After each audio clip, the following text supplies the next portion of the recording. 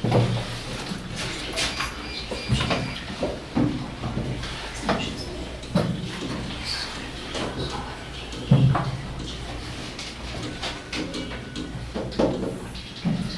होता है ratio and proportions? पहले रेशियो को समझ लो कि रेशियो क्या होता है ना? What is the ratio?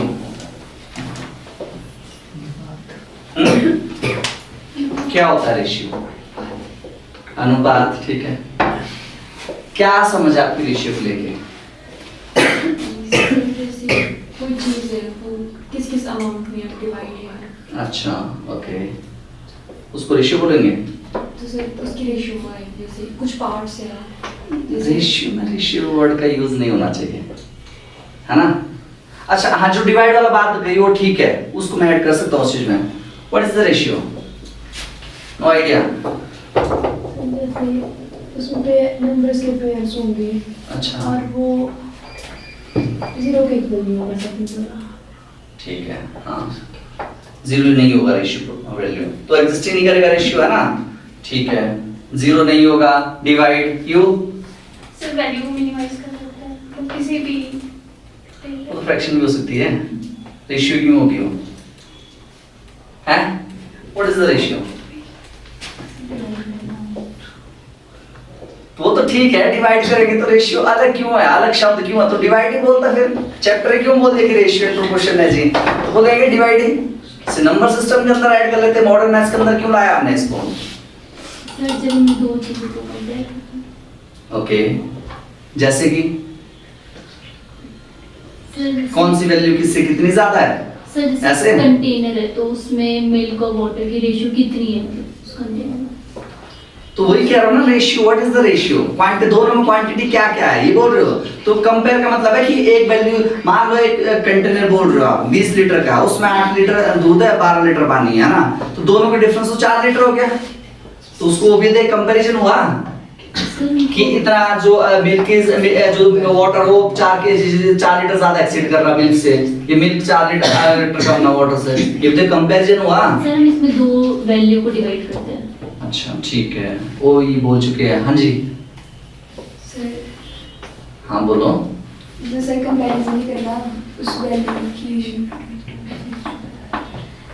Difference निकालना कि मतलब माइनस करके उसको रेशियो बोलेंगे, फिर डिवाइड करके जो अच्छा डिवाइड डिफरेंस, ठीक है। हाँ सर टोटल नंबर को divide into different parts, like जैसे कि टोटल नंबर है तो उसको इतना पार्ट उसका, इतना पार्ट उसका, वैसे। ओके ओके, ठीक है। यू सर कोई रेशियो पे कोई क्वांटिटी होगी, उसके कितना परसेंट, मतलब कितना पार्ट एक साइड है और कितना पार्ट दूसरी साइड है। ठीक है, चलो जी ओवरव्यू कर लेंगे। हाँ सर दो या दो से ज़्यादा मैथमेटिकल एक्सप्रेशन के रिलेशन को आपस में डिस्क्राइब करें। सच एज, हाँ अच्छा बोला आपने, आगे। हाँ ठीक बोल रहे हो, जैसे कि एक वैल्यू किससे कितनी एक्सीड कर रही है, दूसरी वैल्यू किससे कम है, इस तरीके से ऐसा बोलना चाह रहे हो आप? किसका कितना परसेंट ज़्यादा है? परसेंट को मत लाओ ना अभी, रेशियो तो पता है मुझे कि सारी वैल्यू परसेंट फॉर्म में कन्वर्ट की जा सकती है। अभी बात कर रहे हैं सिंपल रेशियो की। दो वैल्यूज को डिवाइड करना तो इंजीनियर साहब, किस ब्रांच में इंजीनियरिंग किया आपने? कंप्यूटर साइंस में, आईटी के बंदे हो आप, बताइए। मिनिमाइज करना। ओके, मिनिमाइज करना फ्रैक्शनल फॉर्म में, ओके यही है? बताओ। Comparison of two numbers. Number का ही होगा क्या, कोई और चीज का नहीं होगा? Comparison sir. कंपैरिजन, तो कंपैरिजन, हाँ ठीक है, कंपैरिजन शब्द यही है भाई, पक्का? दूसरी बार है हर चीज में। हाँ जी सर डिफरेंस बताना दो वैल्यू में कि कितने टाइम ज्यादा है। यस। अच्छा आप चलो डिफरेंस बता रहे, सेम क्वांटिटी एग्जिस्ट होना जरूरी है, डिफरेंट क्वांटिटी होना है? ये क्वांटिटी मैटर नहीं करता इसमें, पक्का? Are you sure? Quantity matter करता है? करता है सर, बिल्कुल करता है। अब आप मास को लेंथ के साथ थोड़ी कंपेयर करोगे रेशियो में, बिकॉज रेशियो इज यूनिटलेस। ध्यान समझ लो, ठीक है। जो भी बोला आप, मैं ये चीज इसलिए जानना चाह रहा हूं आपको क्या समझ है रेशियो को लेके। क्वेश्चंस हम करेंगे, बेसिकली आप यहाँ पे कोई चीज पढ़ रहे हो, घर पे आपके कोई बड़े आ गए जो अच्छे पढ़े लिखे होंगे, वो पूछने लगे कि व्हाट इज द रेशियो, जब आपको उसका बेसिक ही नहीं पता आप डायरेक्टली रट रहे हो क्वेश्चंस। कुछ पहले रेशियो को समझो तो सही कि इस रेशियो क्या है। रेशियो एक तरीके से सिंपल कंपैरिजन है between similar quantities. Similar quantity भी हम नहीं बोलेंगे, it is the comparison between same quantities magnitude. Same quantity के मैग्नीट्यूड का कंपैरिजन होता है इन टर्म्स ऑफ टाइम्स, ठीक है, कि एक वैल्यू किसके कितने टाइम एक्सीड कर रही है, कितने टाइम्स, डिफरेंस वाइज नहीं, ठीक है। इट इज द रिलेशन या it is the comparison between similar quantities in terms of their magnitudes.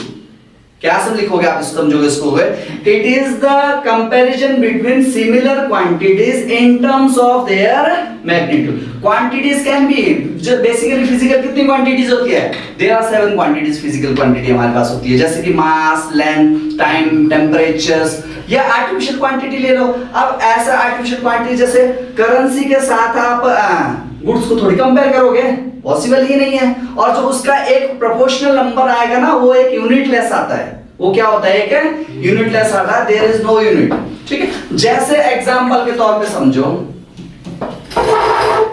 एक बॉडी ये है जिसका वेट है 50 kg, है कि नहीं है। अनदर बॉडी है जिसका वेट है 200 kg।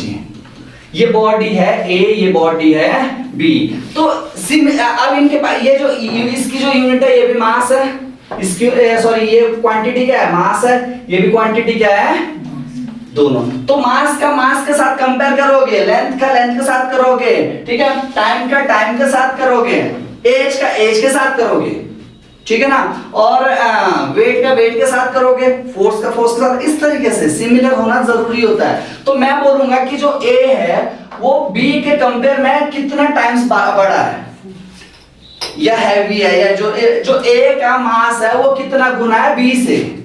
तो मैं यानी ए का मास बी से कितना गुना, तो बोलूंगा मैं ए अपॉन बी। तो ए अपॉन बी का मतलब है ए का मास डाल दिया मैंने 50 kg, बी का मास डाल दिया मैंने 200 kg, है ना। तो kg से kg आप 50/200 रखो, ये भी एक रेशियो वैल्यू है। ये तो आप अपनी सुटेबल के अकॉर्डिंग कर रहे हो, अपने अकॉर्डिंग वो कर रहे हो। 0 से 0 काट लो, 5 is 5, 5 4 is 20, यानी a अपॉन b का क्या आ रहा है वैल्यू 1/4। तो यानी जो a का मास है ना वो 1/4 हिस्सा है किसके कंपेयर में, b के कंपेयर में। a का जो मास था ना, जो बॉडी ऑफ a है उसका जो मास है वो b के कंपेयर में कितना है, 1/4 है। तो हम ये जो 1/4 हिस्सा है इसी को बोलेंगे 1/4। आएगा समझ में। 1/4 बोलने के पीछे यही मतलब है कि जो फर्स्ट वैल्यू है वो 1/4 है सेकंड की। वो क्या है, 1/4 है सेकंड की। अब मुझे अगर ये बोलना है कि जो b का मास है वो a से कितने गुना ज्यादा है, यानी b का मास a के कंपेयर में कितने टाइम्स है, तो हम बात करेंगे b अपॉन a की। तो b अपॉन a का मतलब है 200 kg अपॉन 50 kg। kg से kg कट गया, यानी ये आ गया कितना, 4/1। यानी जो b का मास है वो a से 4 गुना ज्यादा है। कितने गुना ज्यादा है, 4 गुना ज्यादा। तो रेशियो बन गई इनकी 4:1। इस तरह का कंपैरिजन। अब कंपैरिजन आप जो बोल रहे थे डिफरेंस, अब कंपैरिजन ये भी तो हो सकता है कि कितना बड़ा हुआ है, कितने का गैप है दोनों के मास में। तब तो ये भी तो आ सकता है कि 200 - 50, तो 150 किलो ज्यादा है कि नहीं है। तो डिफरेंस कंपैरिजन नहीं देखते हम रेशियो के अंदर। कौन सा कंपैरिजन नहीं देखते हैं, डिफरेंस कंपैरिजन नहीं देखते, नंबर ऑफ टाइम्स कंपैरिजन देख सकते हैं। वो लेस देन 1 टाइम्स भी हो सकता है, जैसे कि 1/4 यानी 1/4 पार्ट में देखेंगे हम कि कितना पार्ट है फर्स्ट का ये किसके रिस्पेक्ट में। तो अगर मैं बात करूं a/b की तो वो बन रहा है 1/4। अगर मैं बात करूं b/a की तो वो बन रहा है 4/1। समझ में आया। अब ये तो चाहिए इनका मास से रिलेटेड कंपैरिजन। चलो मैं इससे करता हूं इनकी हाइट से रिलेटेड कंपैरिजन। मान लेते जो ये वाला बॉडी है इसकी हाइट थी 20 सेंटीमीटर, इसकी हाइट कितनी है 20 सेंटीमीटर। ये जो दूसरी बॉडी है इसकी हाइट है 70 सेंटीमीटर, इसकी हाइट कितनी है 70 सेंटीमीटर। तो अब अगर मुझे ये बताना है कि ए की हाइट बी के कंपेयर में कितनी ज्यादा है, कितने गुना है, ज्यादा मत बोलना आपने, कितनी गुना है, डिफरेंस नहीं नाम टाइम्स में देखेंगे हम डिफरेंस। तो हम बोलेंगे ए अपॉन बी, यानी 20 सेंटीमीटर अपॉन 70 सेंटीमीटर, सेंटीमीटर से 0 से 0 यानी 2/7, यानी जो ए की हाइट है वो 2/7 हिस्सा है किससे, बी से, यानी 2:7, या इसको रेशियो फॉर्म में क्या बोलोगे आप 2:7 बोलोगे कि ना बोलोगे। अब मैं यही अगर ये बोलूं कि जो बी की हाइट है वो ए के कंपेयर में कितनी ज्यादा है, तो यहां बोलूंगा मैं बी अपॉन ए, यानी 70/20 सेंटीमीटर सेंटीमीटर हो जाएगा ना, काटो इसका तो क्या हो जाएगा 7/2, 7 यानी 7 2वां हिस्सा मतलब है 7 2 का मतलब है 3.5 गुना, 7/2 का मतलब क्या हुआ 3.5 गुना ज्यादा हाइट है किसकी, बी वाली बॉडी की एज कंपेयर टू ए। आया समझ में? तो इस तरह का कंपैरिजन होगा, ना कि डिफरेंस कंपैरिजन, उसी को ही बोलेंगे हम रेशियो, उसी को क्या बोलेंगे रेशियो। समझ में आया? ये तो थी रेशियो की डेफिनेशन। आया समझ में? एग्जांपल दिया है, कॉपी करने की जरूरत नहीं है, मैंने बात समझ लिया इसमें, ठीक है। अब समझो जरा प्रोपोर्शंस क्या होता है।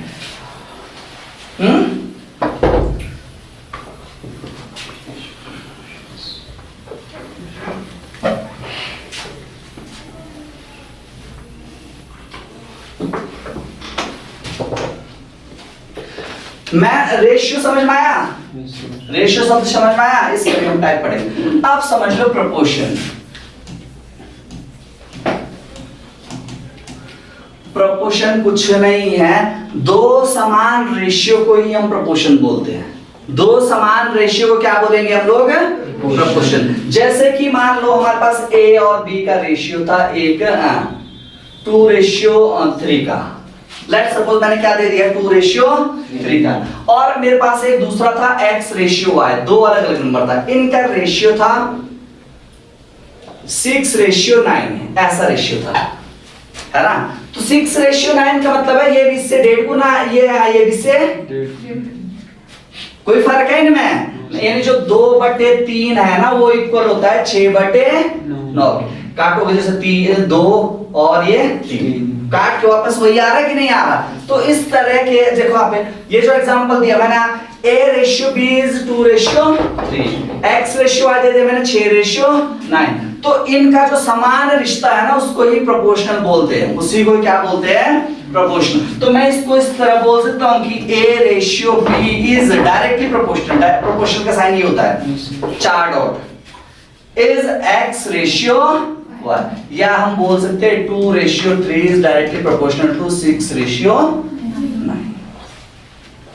आया समझ में? क्लियर हुआ कि नहीं हुआ? अब मैं आपको एक क्वेश्चन देता हूं, जैसे अब इसमें बेसिक क्वेश्चंस क्या पूछेगा, ठीक है। 3:5 is directly proportional to x/15, ऐसा मैंने एक क्वेश्चन दे दिया। Find the value of x। आपको किसकी वैल्यू निकालनी है? सिंपल x की। किसकी वैल्यू निकालना है? Simple x। तो पता होना चाहिए जहां पे 2 डॉट्स है वहां डिवाइड वाला साइन यूज होगा, वहां पे कौन सा साइन यूज होगा? डिवाइड। जहां पे 4 डॉट है वहां पे इक्वल, वहां पे कौन सा साइन यूज होगा? इक्वल। तो अब क्या करोगे आप 3/5, यानी इसके लिए यूज होगा x/15। तो देखो यहाँ पे जब दो फ्रैक्शन है यानी ये बन रही है 3/5 बराबर x/15। तो इस 15 का ऊपर डिवाइड वाली वैल्यू को इक्वल करने से क्या होगा? मल्टीप्लाई वाली वैल्यू को इक्वल ले जाने में क्या होगा? डिवाइड। प्लस वाली को इक्वल करोगे माइनस, माइनस वाली को इक्वल करोगे प्लस। समझ में आया ना? तो यहाँ पे क्या हो जाएगा 3 × 15 divided by 5 equals to x। 5 3 जा 3 3 जा कितना हो गया? तो x की जगह कितना आएगा? 9। आया समझ में? इतना काम होता है प्रोपोर्शनलिटी का, इस तरह के क्वेश्चंस को बैलेंस करने के लिए। आया समझ में? क्लियर हुआ कि नहीं हुआ? ये देखो एक रेशियो चैप्टर है, प्रोपोर्शन चैप्टर एक इतना इंपॉर्टेंट चैप्टर है ये, इसका इंडिविजुअल एक्सिस्टेंस तो है, बाकी और चीजों में भी और मैथमेटिक्स में भी क्वेश्चंस को मिनिमाइज शॉर्ट करने के लिए, जो शॉर्ट कॉन्सेप्ट बनाने के लिए बहुत इंपॉर्टेंट चैप्टर है, ठीक है, इसमें ना कोई फॉर्मूला यूज होगा, ना कोई अलग तरीके से जैसे ट्रिग्नोमेट्री की तरह रूल्स लगेंगे, या आपके कैलकुलस थ्योरीज की तरह रूल लगेंगे, या ज्योमेट्री की तरह थ्योरम्स लगेंगे, ऐसा कुछ रूल नहीं यूज नहीं होगा इसमें। ठीक है, इसमें क्या होता है, बस ये चीज बेसिक चीज है वो समझनी जरूरी है और लैंग्वेज को फॉलो करते जाना है। आएगा समझ में? ठीक है, अब इसके बाद देखो कितने तरह के रेशियोज होते हैं, टाइप्स ऑफ रेशियोज, है ना? ये क्लियर हुआ?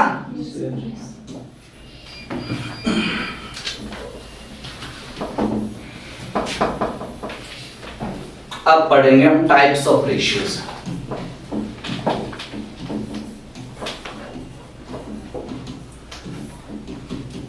ठीक है, कितने तरह के रेशियोज होते हैं, जैसे कि मैंने बोला आपको डुप्लीकेट रेशियो।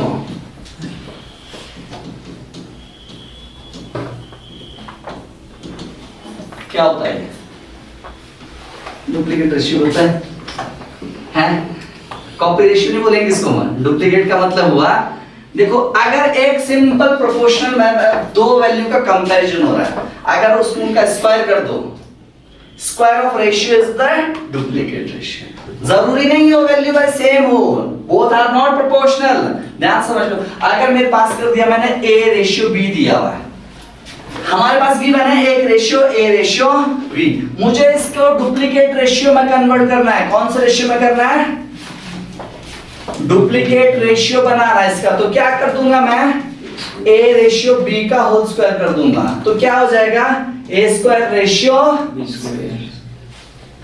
है कि नहीं है? अब इस तरह आप ये मत समझ लेना कि जो a रेशियो b है वो डायरेक्टली प्रोपोर्शनल होगा a square ratio b square. ऐसा जरूरी नहीं होता, बिल्कुल भी नहीं होता, ऐसा कभी भी नहीं होगा।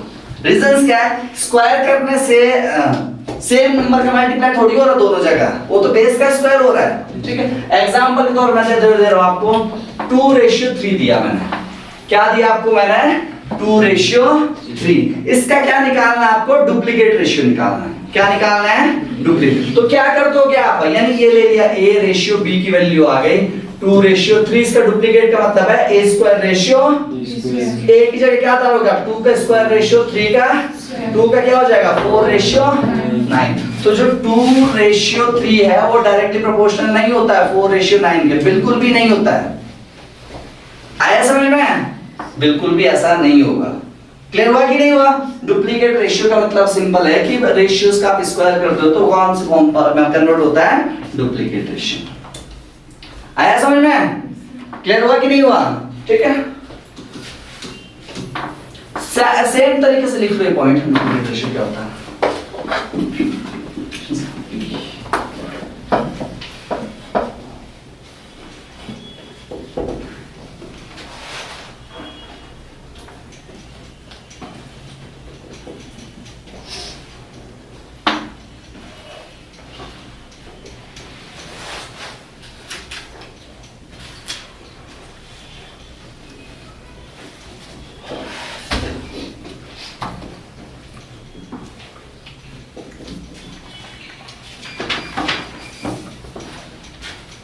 Got it?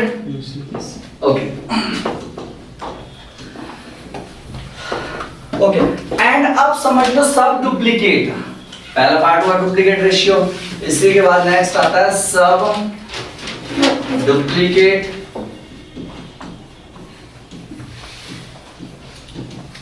सब डुप्लीकेट रेशियो। सब डुप्लीकेट रेशियो क्या होते हैं? स्क्वायर का मतलब हो गया क्यूब नहीं होगा, रूट। क्या दोगे आप? Square is the duplicate ratio, square root is the sub duplicate. बस ठीक है ना? आएगा समझ में? अब आपके पास एक रेशियो वैल्यू मान लो a रेशियो b है दिया हुआ 9 रेशियो 16, इनका मुझे सब डुप्लीकेट बनाना है। कैसे बनेगा? Root of 9 ratio root of आधी आधी पावर कर दो, तो 9 किसका रूट होता है? 16 किसका रूट होगा? 4 का। तो सब डुप्लीकेट क्या आ गया इसका? 3 रेशियो 4। क्या आ गया? 3 रेशियो 4। आएगा समझ में? ठीक है, अब यहाँ पे थोड़ा एक एजम्पशन समझना। ठीक है, एक सिंपल रेशियो का अगर ध्यान समझ लो, एक आपके पास simple ratio a ratio b दिया हुआ आपके पास 3 रेशियो, सॉरी कुछ भी ले लो आप, 1:3 ले लो, लेट्स सपोज मैंने ले लिया। अब इसको मैं अगर कन्वर्ट करता हूं डुप्लीकेट में, किस में कन्वर्ट कर रहा हूं? डुप्लीकेट। तो डुप्लीकेट में क्या हो जाएगा? 1 का स्क्वायर रेशियो 3 का स्क्वायर, ये बन गया 1:9। अब अगर इसी को मैं किस में करता हूं? सब डुप्लीकेट में करता हूं। किस में करता हूं? तो वापस ये चेन ये वाली बन जाएगी। वापस कैसे देखो यहाँ पे root of 1 ratio root of 9, 1 का रूट 1 होगा, 9 का रूट कितना हो गया? 3। ठीक है, ये देखो इस तरह के क्वेश्चन ना इंटरव्यू वाला आपको कंफ्यूज करने के लिए पूछता है। अगर एस ध्यान समझ लो, डुप्लीकेट रेशियो का सब डुप्लीकेट बनाते हो आप, ध्यान समझ लो, डुप्लीकेट रेशियो का अगर आप सब डुप्लीकेट बनाते हो तो ओरिजिनल नंबर फाउंड होती है रेशियो की, जहां से वो डुप्लीकेट बनी थी, जहां से वो रेशियो क्या बनी थी? डुप्लीकेट। मान लो डुप्लीकेट रेशियो ऑलरेडी मान लिया मैंने कि ये डुप्लीकेट रेशियो रही होगी, इसको मैंने सब डुप्लीकेट बनाया तो कितना है? 3:4। तो ये ओरिजिनल रेशियो रही होगी जिसके थ्रू हमने डुप्लीकेट में कन्वर्ट किया होगा। आया समझ में? उसी तरीके से नेक्स्ट आता है ट्रिप्लीकेट।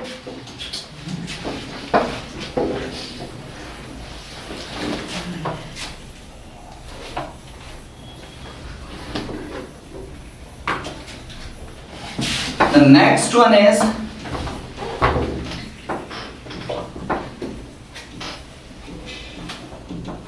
Triplicate ratio. ठीक है, ट्रिप्लीकेट रेशियो क्या होगा? A रेशियो B का अगर मुझे ट्रिप्लीकेट रेशियो बनाना तो AQ ratio BQ is the triplicate of A ratio B। ठीक है ना? सब ट्रिप्लीकेट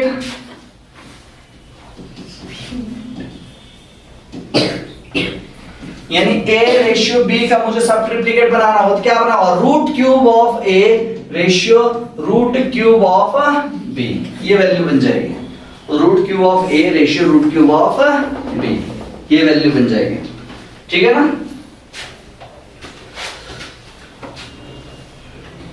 डन। अगर आपके पास ध्यान समझ लो, क्लियर हुआ? डन।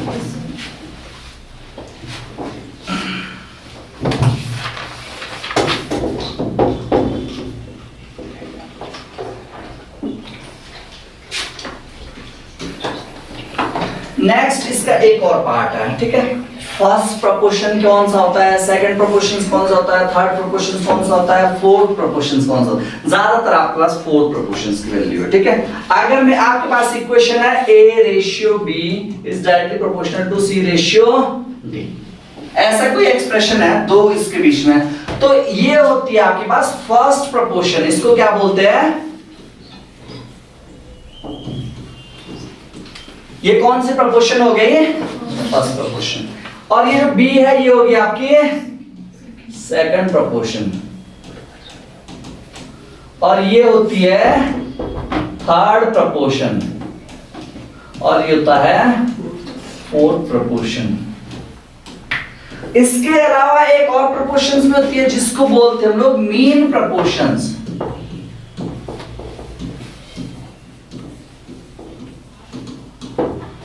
कौन सी होती है?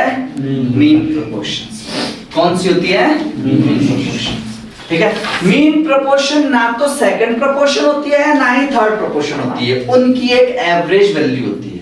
उनकी क्या होती है? Average value. जैसे कि ध्यान समझना, आपके पास क्वेश्चन दिया हुआ है कि A ratio B is directly proportional to C ratio D।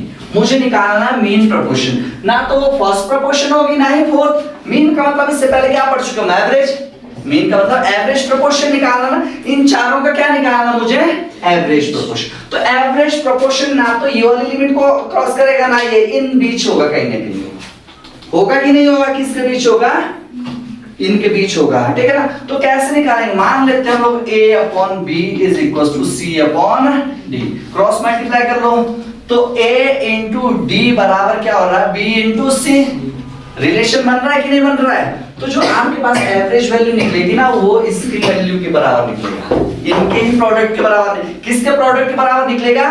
B और C, यानी B into C is equal to mean proportion मान लिया मैंने x रहा होगा, तो x इंटू x इन दोनों के प्रोडक्ट के बराबर रहा होगा। तो इस बेसिस पे मैं बोल सकता हूँ A इंटू D बराबर BC की जगह क्या लिखूंगा मैं? x का x मैंने माना हुआ है मीन प्रोपोर्शन। क्या माना हुआ है?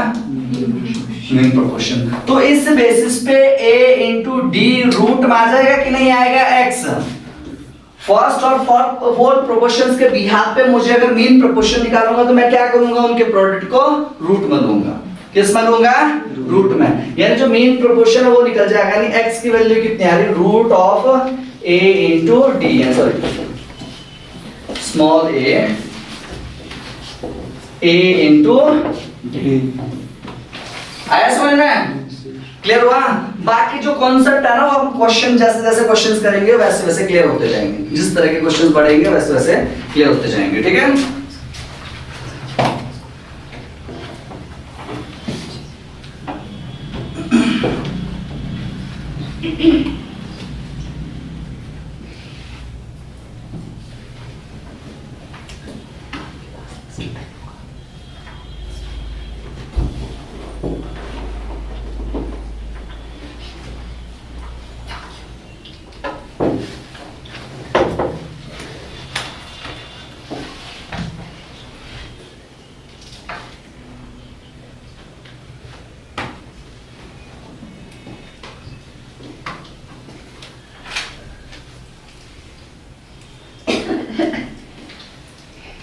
अच्छा, इसी तरह के छोटे छोटे क्वेश्चन दूं आपको करने को।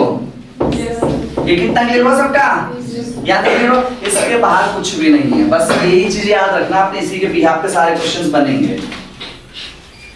क्वेश्चन किस तरह के बनेंगे? मिक्सचर एंड एलिगेशन, वैसे ये मिक्सचर एंड एलिगेशन अलग से चैप्टर है, रेशियो एंड प्रोपोर्शंस का ही पार्ट, पर मैं इसको थोड़ा शॉर्ट तरीके से अलग समझाऊंगा आपको, तो उसके क्वेश्चन आप ज्यादा ना करके हम लोग अभी करेंगे हम क्वेश्चन जैसे एज से रिलेटेड, एज को कंपेयर कर रहे दो पर्संस की, वेट को कंपेयर कर रहे हैं, या कोई बिजनेस में इन्वॉल्व हो रहे हैं। ध्यान समझना, दो लोग बिजनेस में एंटर हो रहे हैं, है ना, तो उनका प्रोपोर्शनलिटी कैसे बांटेगा। हाँ, यहाँ पे भी ध्यान समझना आपने, बिजनेस से रिलेटेड क्या होता है कि जिसका जितना इन्वेस्टमेंट उसका प्रॉफिट में उतना शेयर।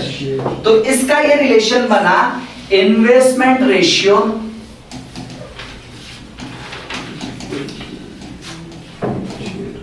with time, ध्यान समझना, with time is directly proportional to profit ratio।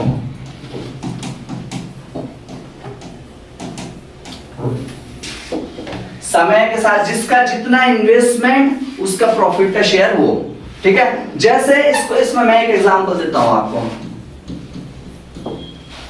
दो लोग हैं ए और बी, ध्यान समझना आपने, ए और बी है जिन्होंने एक पार्टनरशिप में बिजनेस को खोलने की सोची है ना। ए ने लगाया मान लो 50,000 रुपए, ए का अमाउंट था बिजनेस के लिए कितना?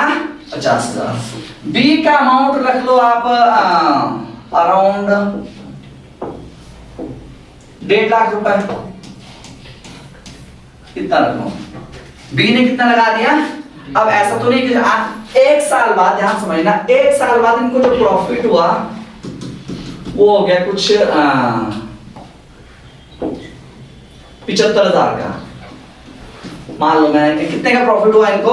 75। तो 75,000 ऐसा थोड़ी है कि 37,000 बांट दो जी आपस में। ये घरेलू चीज में चल सकता है कि हाँ यार भाई बंदी में तो तेरे पास ज्यादा पैसा था तो मैं तेरे बदले काम कर देता हूँ, ज्यादा प्रॉफिट हम बराबर बांटेंगे, वो ठीक है। बट अगर आप बड़े लेवल का बिजनेस करते हो ना, तो मान लो ए और बी दो ओनर्स हैं जिन्होंने एक फर्म खोली है, तो इस बेसिस पे इनका जो इन्वेस्टमेंट रेशियो है ना वही प्रॉफिट रेशियो होगा। जिसने जितना लगाया पैसा उसको प्रॉफिट का उतना हिस्सा मिलेगा। हाँ, यहाँ पे ऐसा भी हो सकता है कि मान लो बी ने लगाया तो 1.5 लाख, पर 3 महीने बाद इसने अपना जो लगाया पैसा वापस ले लिया। बट जो ए है उसने पूरे साल तक पैसा कौन रखा, वो भी तो मैटर करेगा कि नहीं करेगा। चलो इस एक तो पहले मैं सिंपल तरीके से समझाता हूं इस क्वेश्चंस को।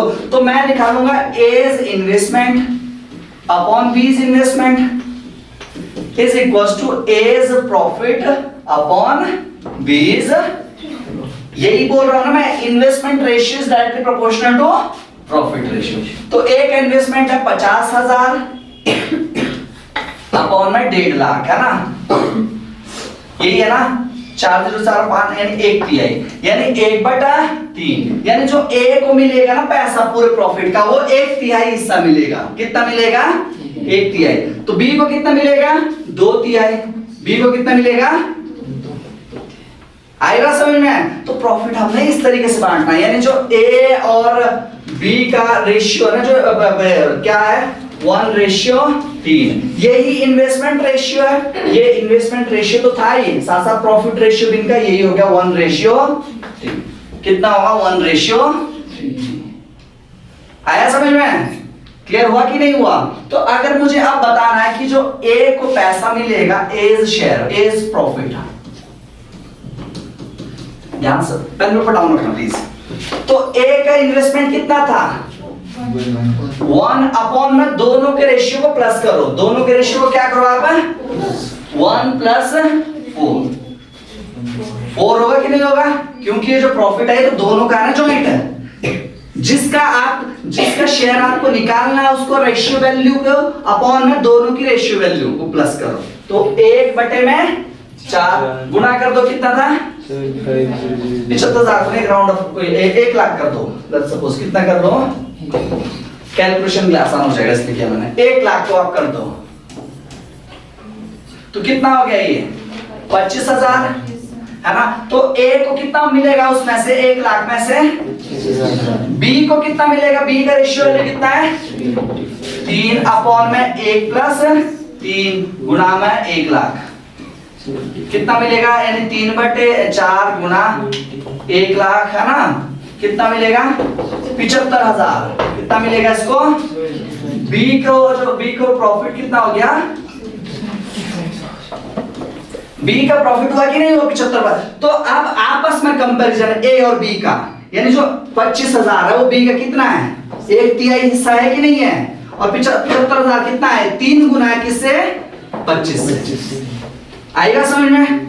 क्लियर हुआ कि नहीं हुआ? तो जो ये ए और बी का रेशियो आपस में है वो कितने? 25,000 बटे में 75,000 करो, कितना आ रहा है? वापस आ रहा है कि नहीं आ रहा है?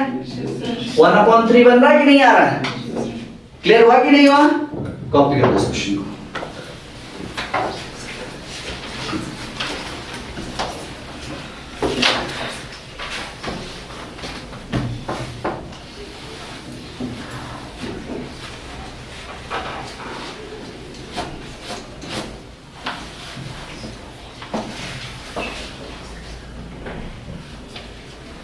अच्छा, अटेंडेंस लगानी शुरू करो।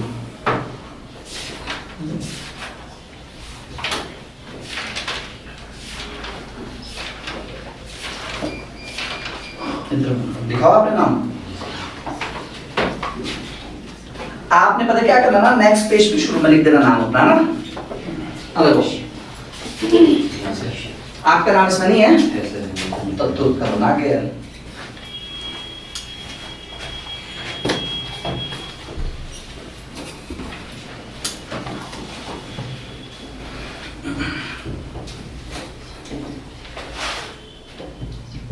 क्लियर हुआ?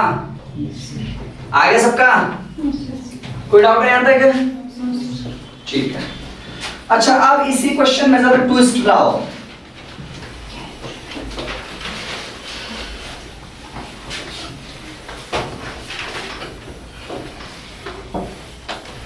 बिकॉज ये ना प्रोफेशनल स्टडी है, यहाँ पे आपको एक्सपेरिमेंट करते रहने पड़ेंगे। क्वेश्चंस पे ऐसे घुमाओ, थिंक एग्जामिनर की तरह सोचो कि एग्जामिनर कैसा सोचता है क्वेश्चन को लेके। हाँ, इतना सिंपल थोड़ी डाल देगा एग्जामिनर, इतना तो पता है कि सब सारे बच्चे पढ़ रहे हैं। तो करो जरा, हमने क्या कर दिया, इन्वेस्टमेंट तो ठीक है भाई, टाइम के अकॉर्डिंग आप वेरिएशन लाओ कि जिसने बी ने लगाया था सेम सर्टेन अमाउंट रख दिया मैंने।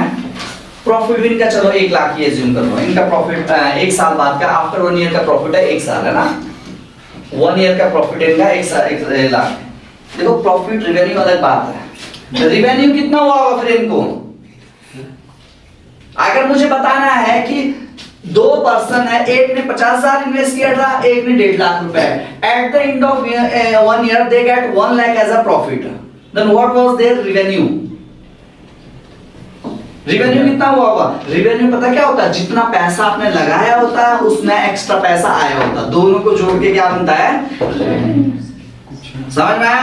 इन्वेस्टमेंट प्लस प्रॉफिट क्या हो गया, टोटल कलेक्शन। यही समझ लो कि जो टोटल पूरे साल में आपके पास कलेक्शंस आई वो एक रेवेन्यू का पार्ट हो गया।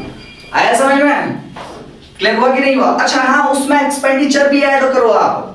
रिवेन्यू प्रॉफिट ही नहीं, रिवेन्यू क्या होता है? Investment plus profit plus expenditure, सारा ऐड होता है ना, ठीक है ना।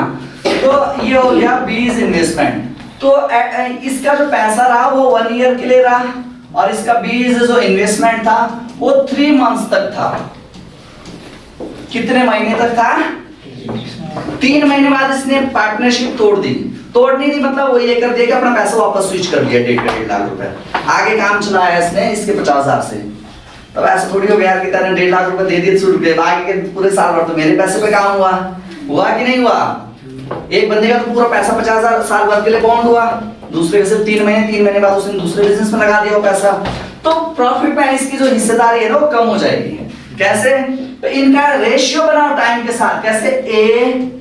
ए is investment upon B's investment. तो ए का इन्वेस्टमेंट था 50,000, इसको मल्टीप्लाई करो टाइम से। किससे मल्टीप्लाई करो इसको? टाइम से। कि एक साथ दोनों, अब टाइम की भी सेम यूनिट करना जरूरी है, टाइम की भी क्या यूनिट करना जरूरी है? एक साल में कितने महीने होते हैं? 12। इसकी भी मंथ है, तो क्या किससे मल्टीप्लाई करो इसको? सेम तरीके से इसका 1.5 लाख रुपए, इसको मल्टीप्लाई करो 3 से। इतना समझ में आया कि नहीं आया? तो 4 जीरो इसकी कट जाएगी, 5 3 है 15, है ना।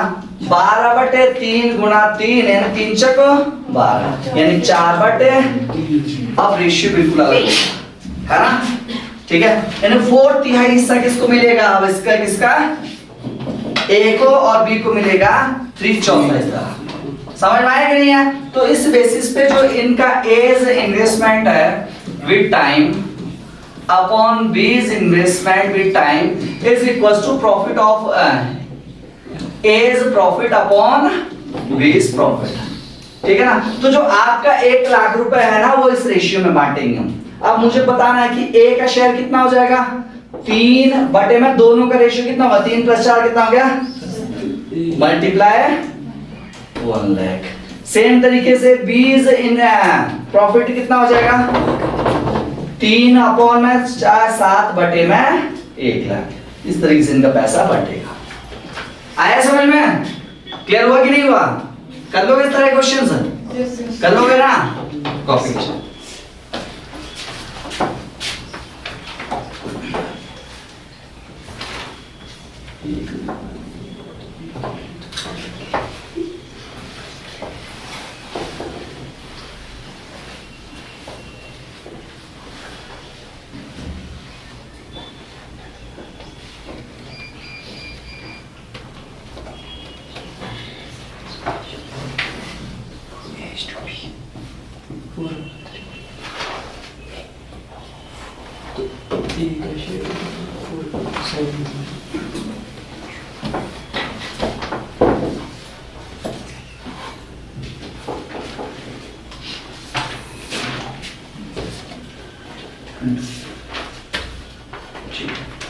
आज की नहीं डालनी थी, आज 1 नहीं है,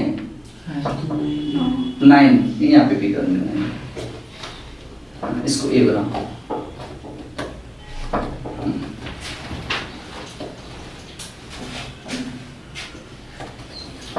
copied?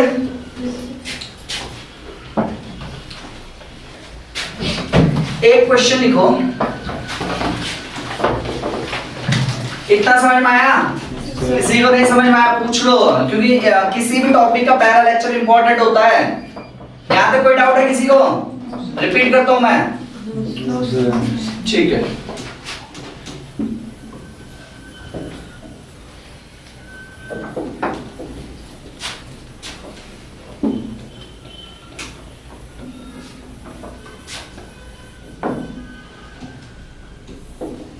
Question is saying that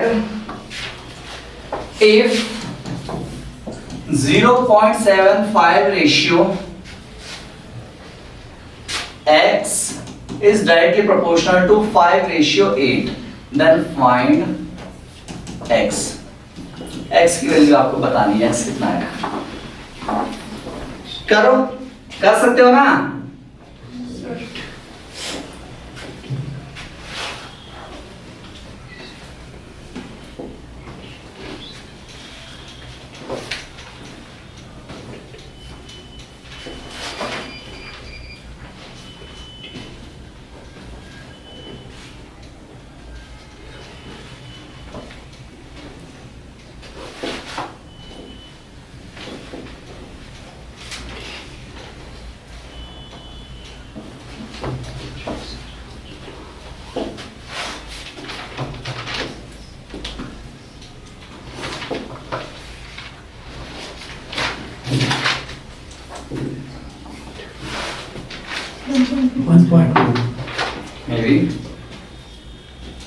सबका ये आया? आया कि नहीं आया? कब बच्चे आपका इनको बताओ ना। लो देखो ऐसे करना है। मैंने क्या बोला था आपको? A ratio B is directly proportional to C ratio D। इसका मतलब हुआ था A upon proportional equal C upon D। So A upon B A ही है, B है, C है, D है। तो आप क्या करोगे? 0.75 upon x equals to 5 upon 8। इसको उधर लेके जाओ ऊपर। 0.75 और ये क्रॉस मल्टीप्लाई करो इनटू 8, उधर क्या हो जाएगा? 5 टाइम्स ऑफ x। तो इसको ना p बाई q फॉर्म में लिखो, 75/100 ऐसे लिख सकता हूँ। पॉइंट पर थोड़ी सी जाना अपॉन 100 लिखे इनटू 8 और ये 5 भी नीचे आ जाएगा x। 25 3 75 25 चको 100 4 दूनी 8 6/5 बराबर x। आया कि नहीं आया? ये समझे? रिपीट करता हूँ। डिवाइडेड बाय कितना था ये? x बराबर में 5 अपॉन 8 क्रॉस मल्टीप्लाई का 0.75 इंटू 8 बराबर 5 टाइम्स ऑफ x। आपको तो अकेला x चाहिए ना, 5 डिवाइड में आ जाएगा। 0.75 इंटू 8 अपॉन में 5 ऐसे कर लो, हाँ 15 5 75 0.15 इंटू 8 और x 15 कितना होता है? 120। 2 डिजिट में पॉइंट लगाओ, यहाँ जाएगी 1.2 बराबर x। Got it? क्लियर हुआ? आया समझ में आपके? हुआ? समझाना है? नहीं समझ में आया? लो देखो जो मैंने शुरू में बताया ना आपको, क्या बताया था इस चीज को लेके? A ratio B is directly proportional to C ratio D। इसका मतलब है ये दिया उसने 0.75 ratio how much x and so on 5 ratio 8। तो इसके बटे में इसको लो, इसके बटे में इसको, और दोनों को बराबर कर दो, यानी 0.75 अपॉन में बराबर 5 बाई क्रॉस मल्टीप्लाई, यानी इसका गुणा इसके साथ, नीचे वाले का इसका इधर के लिए।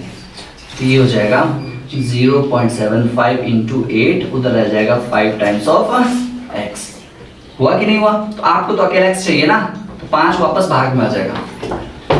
0.75 इंटू 8 बटे में 5 से काटो कितना बार कटेगा? 0.15 है ना। तो 0.15 गुना 8 15 का कितना होता है? 120। पॉइंट लगाओगे कितने डिजिट पॉइंट के बाद? 2 1 2 यानी पॉइंट आ जाएगी। तो 1.20 कहो आप या 1.2 ही कहो, इतना कह सकते हैं। आया समझ में? क्लियर हुआ?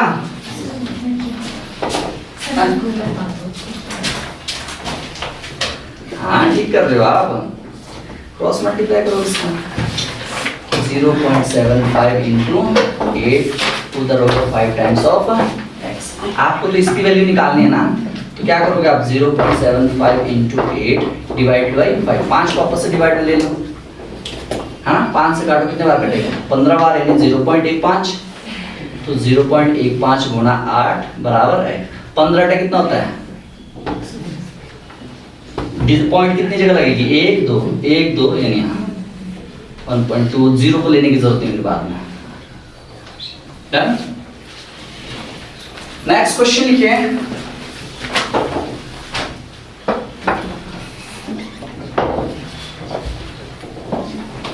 If rupees 872, क्वेश्चन को सब लोग, हाँ 820 यार,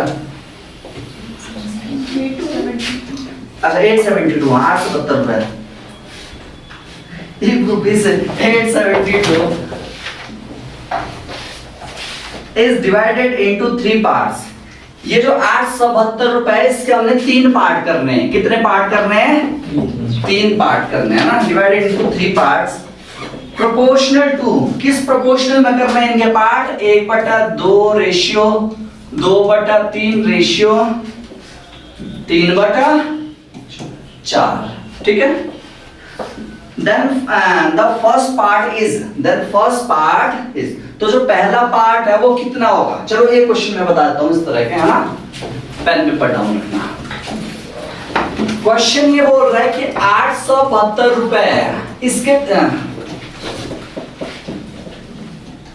872 रुपीज है। इसके 3 पार्ट करने, मान लिया ये हो गया इसका फर्स्ट पार्ट, ये हो गया सेकंड पार्ट, ये हो गया इसका कौन सा पार्ट। तीनों पार्ट का जो शेयर रेशियो है ये है 1/2 रेशियो 2/3 रेशियो 3/4 इस प्रोपोर्शनलिटी में।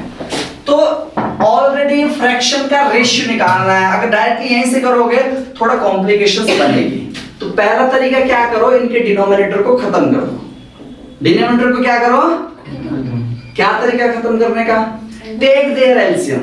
क्या करो, 2 3 4 का एलसीएम लो, 2 3 4 का एलसीएम ले लो। 2 से करो 1 3 2, 2 से और कर लो 1 3 1, 3 से कर लो 1। तो कितना है इनका एलसीएम, एलसीएम आ गया इनका कितना। अब कुछ नहीं करना, जो एलसीएम आया ना उसको एलसीएम को सारे में मल्टीप्लाई कर दो, तीनों प्रोपोर्शन में क्या कर दो मल्टीप्लाई। यानी इसके साथ भी 12 का एलसीएम कर लो, इसके साथ भी 12 का मल्टीप्लाई, इसके साथ भी 12। तो यहाँ पे कितना बनेगा, 3 2 से काटो उसको, कितनी बार कट गया 6 गुना फिर कितना रह जाएगा 6 रेशियो 3 से काटो उसको, कितने बार कटेगा 4 4 दूनी 8 3 3 3 जा 9। ये बन गया प्रोपोर्शनलिटी, यानी ये बन गया A ratio B ratio C। समझ में आया कि नहीं है। तो अगर मुझे निकालना है फर्स्ट पार्ट, कौन सा पार्ट निकालना है, तो फर्स्ट पार्ट निकालने के लिए मैं क्या यूज करूंगा, फर्स्ट रेशियो क्या आपके पास A plus B plus C गुणा टोटल अमाउंट जो होता है बांटने के लिए, जितना टोटल हिस्सा होता है डिवाइड करने के लिए। टोटल ये हो सके, मान लो टोटल हिस्सा है x, तो x से क्या कर दो मल्टीप्लाई। उसी तरीके से अगर आपको सेकंड पार्ट निकालना हो, सेकंड रेशियो क्या होगा B/A plus B plus C into total part जो आपको बांटने के लिए होगा। आया समझ में। तो अब मेरे को निकालना था फर्स्ट पार्ट, तो फर्स्ट पार्ट का रेशियो वैल्यू कितना है 6 अपॉन में तीनों रेशियो को प्लस कर दो, कितना आ रहा है हाउ मच 23, यानी 6 प्लस 8 प्लस 9 और इसको मल्टीप्लाई कर दो, टोटल सम कितना है 872 से। तो जो फर्स्ट पार्ट है वो कितना हो जाएगा 6/23 गुणा 872। तो आई एम श्योर कि 23 से पूरा कट रहा होगा, है ना। 23 3 जा 16 एंड 4 जा तो ज्यादा हो जाएगा, है ना। 3 जा 69 कितने बार कटेगा चेक करो, डिवाइड करके देखो, काट के देखो, कट जाएगा पूरा। 23 से डिवाइड करो ना इसको, 872 को, 3 जा 69 8 1 2, तो वो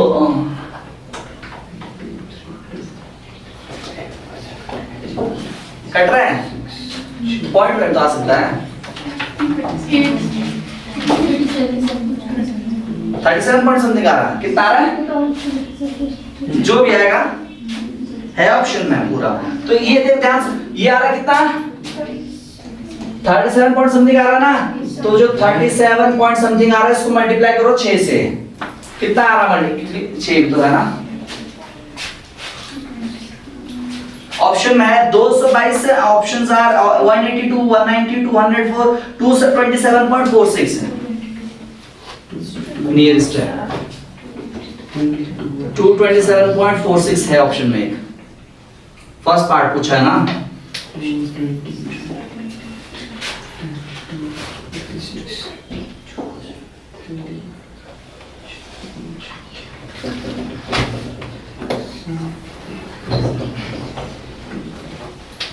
हो गया, कर लोगे ना अब। 226 आ रहा है, हाँ 227 ठीक है, यही answer.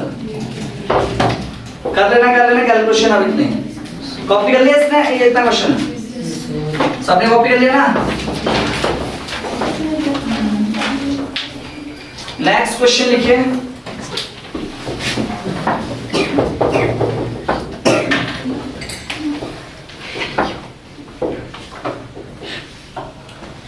Two numbers are in the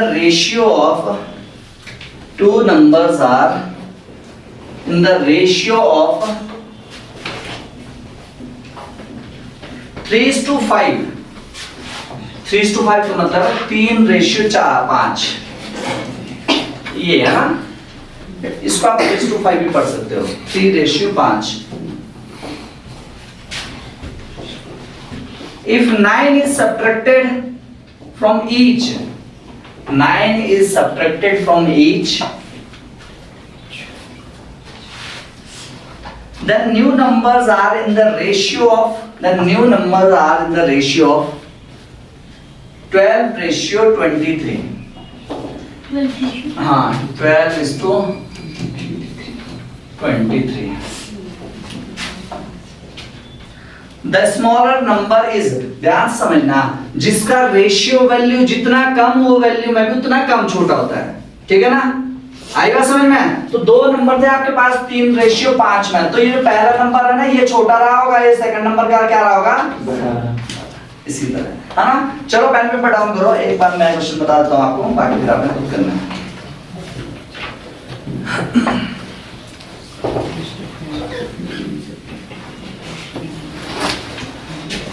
दो नंबर थे, मान लेते जो दो नंबर थे आपके पास A एंड B. कौन से नंबर थे आपके पास? A and B. और इनका जो रेशियो था A और B का वो दिया हुआ इसने 3/5. तो जो पहला नंबर है वो 3 थोड़ी रहा होगा, वो कुछ ना कुछ रहा होगा. क्या, जैसे मैंने आपको थोड़ी देर पहले क्या बताया, मान A का इन्वेस्टमेंट था 50,000, B का इन्वेस्टमेंट ले लिया मैंने 1.5 लाख रुपए, है ना? तो A अपॉन B क्या बना था आपके पास? 50,000 अपॉन 1.5 लाख, है ना? तो ये एक सर्टेन नंबर से काटे कि नहीं काटे? तो उसी तरीके से ये भी तो नंबर रहे होंगे, किसी नंबर, सेम नंबर से वो दोनों को काटा होगा कि नहीं काटा होगा? तो मान लो जिस नंबर से काटा होगा वो x एज्यूम कर लो, वो क्या एज्यूम कर लो आप? x. तो इस हिसाब से जो पहली नंबर रही होगी वो 3 गुना रही होगी x से. कितने गुना रही होगी? 3 गुना रही होगी x से. और जो सेकंड नंबर है B वो कितने गुना रही होगी? 5 गुना रही होगी, किससे? x से. आया समझ में? तो ये बन गई अब आपकी पहली नंबर, ये बन गई. अब क्वेश्चन ने ये बोला कि हम नंबर में ऐड कर रहे हैं नंबर्स को, ना कि रेशियो वाले नंबर में ऐड कर रहे हैं नंबर को. आगे बोल रहा question, if 9 is added to each, subtract, 9 is subtracted to each. each का मतलब है A minus 9 करो आप, फिर B minus रेशियो में डालो तो नया रेशियो क्या बन रहा है? 12:23. ये वैल्यू बन रही है, यानी A में से 9 को घटाओगे और B में से 9 को घटाओगे तो नया रेशियो क्या बनेगा? 12/20. तो A की वैल्यू कितनी थी यहाँ पे? 3x. तो 3x minus 9. अब B की कितनी है? 5x minus, then the new ratio become what? 23. कितना बनेगा कि नहीं बनेगा? आगे देखिए, पेन पेपर डाउन रहो प्लीज. क्यों लिख रहे हो आप मुस्कान जी? ये नोटबुक आपकी मूंगफली के लिए चले जाएगी नेक्स्ट ईयर, ठीक है ना? तो 3x minus 9 by 5x minus 9 equals to how much? 12/20. Cross multiply करो, 23 का गुणा कर लो 3x minus 9 के साथ, 12 का मल्टीप्लाई कर लो 5x minus 23. 3 से कितना होता है? साथ साथ x भी रहेगा ना, और साइन माइनस का प्लस का कौन सा साइन आएगा? 23 9 जा 200, 207, 12 5 60x minus 12 9 जा 100. ठीक है, इसको इधर लेके आओ.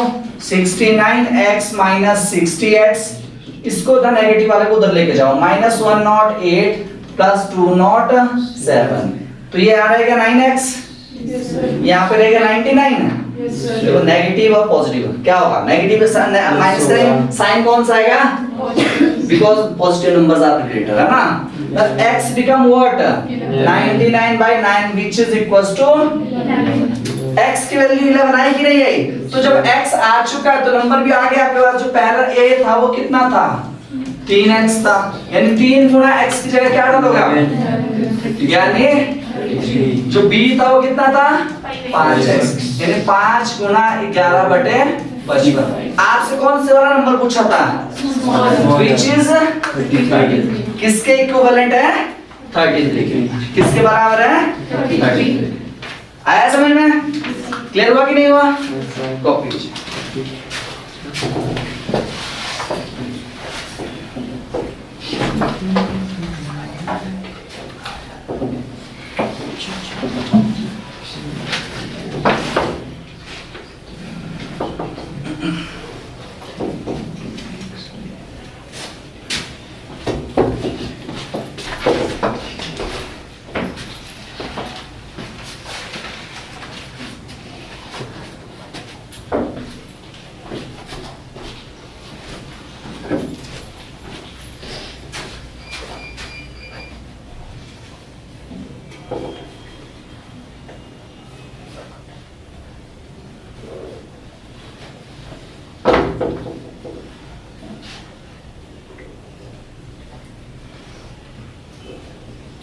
इतना हो गया? नेक्स्ट क्वेश्चन लिखो, इसको कॉपी कर लो जल्दी से।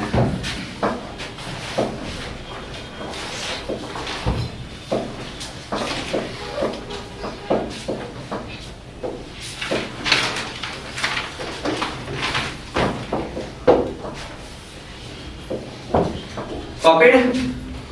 इतना हो गया सबका? लिखो question.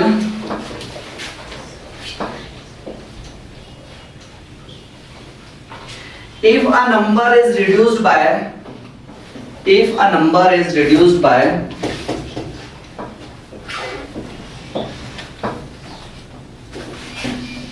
40%, I repeat, if a number is reduced by 40%, it become 2/3 of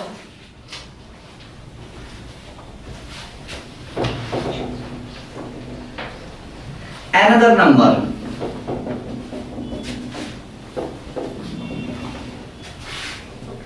What is the ratio of the second number to the first number? What is the ratio of the second number to the first number? ठीक है, चलो पहले में पढ़ down करो।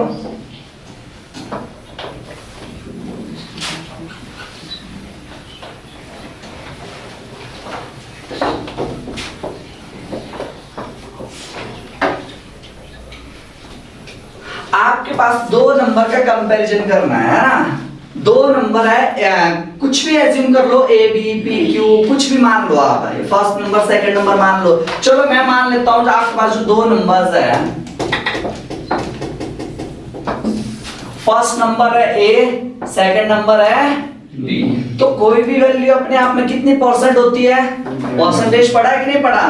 कोई भी value अपने आप में 100% होती है। कितनी प्रतिशत होती है? 100। तो क्वेश्चन ये बोल रहा है, अगर जो फर्स्ट नंबर को मैं कितना कम कर दूं? 40। कितना कम कर दूं? 40। तो 100 में से 40% कम हुई तो ये जो ये वाली नंबर बच गई, कितनी बच गई? 60% ऑफ बची कि नहीं बची? 100 में से 40% कम हुई तो कितनी बची? 60% ऑफ ए। तो ये जो ये बोल रहा है क्वेश्चन पढ़ो जरा सब, लिखा ना सबने क्वेश्चन ना? ये 40% of the first number is reduced by, ये बोल रहा है reduced by 40%. A number is reduced by 40%, it became what? 2/3 of the, तो ये जो आप रिड्यूस करने के बाद बची है 60% ऑफ ए, ये बचा कि नहीं बचा? तो ये वाली जो नंबर है ना वो किसके इक्वल है? बी के इक्वल है, पर कौन कितने इक्वल है? 2/3, यानी 2/3 of another number which is B. ये कंपैरिजन हो गया। और आपको क्या निकालना है? Then the ratio of the second number to first का मतलब है B ratio A। लास्ट की लैंग्वेज इंपॉर्टेंट है, काफी सारे बच्चे कॉन्फिडेंस में A ratio B भी कर देते हैं। अगर बोलते हैं कि first number two second number ratio निकालना तो A रेशियो B होगा, second number two first number है तो B रेशियो A हो जाएगा। तो दैट मींस हमें निकालना B रेशियो A का मतलब है B अपॉन A की वैल्यू निकालनी है, दैट्स इट। ठीक है, तो 60% यानी 60% को जब हम खोलेंगे तो डिवाइड में 100 लिखते हैं। इस परसेंट साइन का क्या मतलब हो गया? डिवीजन ऑफ 100, ये मतलब होता है इसका। ठीक है, तो डिवीजन ऑफ 100। ऑफ का मतलब हो गया मल्टीप्लाई, ए का मतलब ए है 2/3 यानी 2/3 बटे इंटू बी है ना।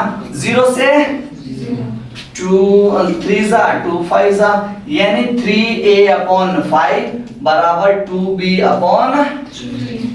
इतना समझ में आया। तो ये 3 ना इधर मल्टीप्लाई में आएगा और ये डिवाइड में आ जाएगा, यानी बन जाएगा 3a गुणा 3 बटे में 5 गुणा ये 3 डिवाइड में आ जाएगा, 2 डिवाइड में आ जाएगा 2, उधर रह गया क्या b, रहा कि नहीं रहा। तो मुझे b/a करना है, मुझे क्या करना है b/a। तो ये a ऑलरेडी मल्टीप्लाई में इसको शिफ्ट कर दो यहाँ पे, यानी यहाँ आ जाएगा 3 गुणा 3, नीचे रह गया 5 गुणा 2, उधर आ जाएगा b और ये a आ जाएगा नीचे। 3 3 और 5 2 बराबर b/a, यानी b रेशियो a बराबर कितना हो गया 9/10, 9/10